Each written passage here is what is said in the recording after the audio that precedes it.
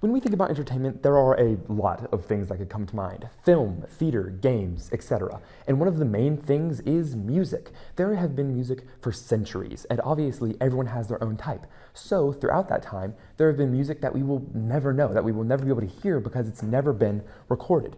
And even with music that has been saved in some way, accessing it can provide a huge problem.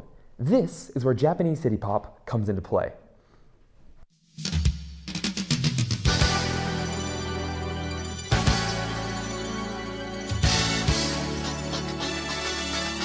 Now, that's a banger of a song, but that isn't what we're there yet. We have to go back a little. World War II, a little bit of a minute.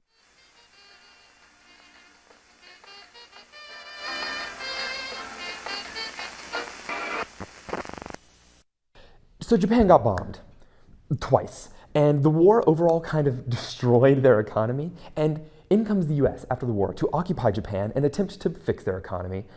But that didn't go so well, and it also wasn't them just doing it out of the interests of their own kindness.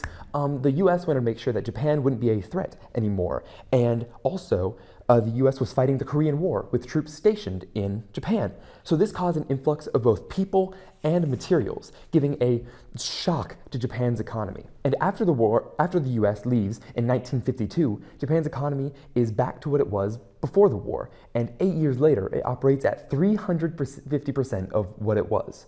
This rapid growth continued until the 70s, but it continues to grow until the 90s. And from the 1950s till the late 80s, consumptions of daily necessities was decreasing, and consumption of recreational entertainment activities increased. During much of this time, Japan's GDP was second in the world, only to the United States, as Japan is now in the business of technology and export. As with the increase in tech, like Walkmans, people also wanted to travel and listen to music. Finally, we're at the beginning of city pop, or you see, kind of, because city pop isn't really a hard and fast genre. Originally, it was an offshoot of American Western music, with artists just re-recording songs in Japanese. But it was adapted into a term that just covers a lot of music, so long as it was, quote, upbeat, which caused it to be a massive genre with hundreds of artists making music that fell into that category. Some of these included Anri, Tatsuro Yamashita, Maria Takayushi, Toshiki Karamatsu, etc.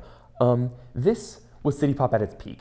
Almost everyone in Japan was listening to it. From here, it continued to be popular for many years until the early 90s when Japan's quote-unquote bubble popped. This caused Japan's economy to significantly decline and a shunning of the city pop by younger generations. City pop kind of continued to be unknown until more recent years, where there's been kind of two ways in which it's come back. The first is sampling of songs. You might not actually know this, but a lot of recent popular music has sampled a lot of old city pop music. This could be like taking parts of the songs, such as Tasogare by Mia Yamane being sampled by Playboi Carti, and Fragile by Tatsuro Yamashita being sampled by Tyler, the Creator. There are also times when artists have taken the whole song and put new lyrics over them, aka Midnight Pretenders by Tomoki Aran.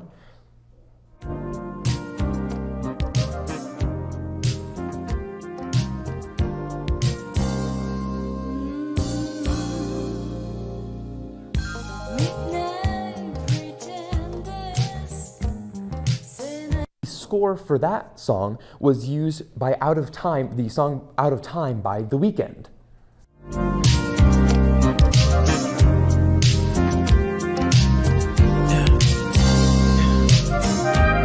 The last few months have been working on me, baby.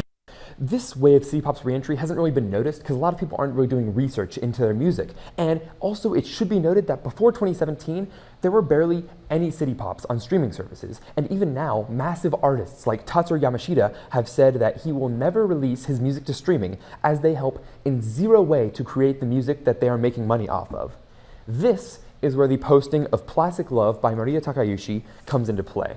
After being ripped from a record, the song was posted to YouTube and then proceeded to blow up. And as it got more popular, the video was eventually taken down by a copyright team. But this didn't stop people from looking for more city pop, as this restriction might actually be one of the things that has helped it grow, as now there are many people who post the exact same song, and to keep the videos on YouTube, they have to alter the songs in certain ways to make them work. One of my favorites is a Tachio Yamashita song made into a Mario sound cover. And so even now, with a video that's taken down, 3 more videos like that will pop up in its place. This has become the story of city pop. And Japan, it may go away for a while as others lose interest in it, but when it comes back significantly stronger than it was before. And personally, I love this, as now when I get into a car, my first thing I do is I roll down the windows and I blast Windy Summer by Amari.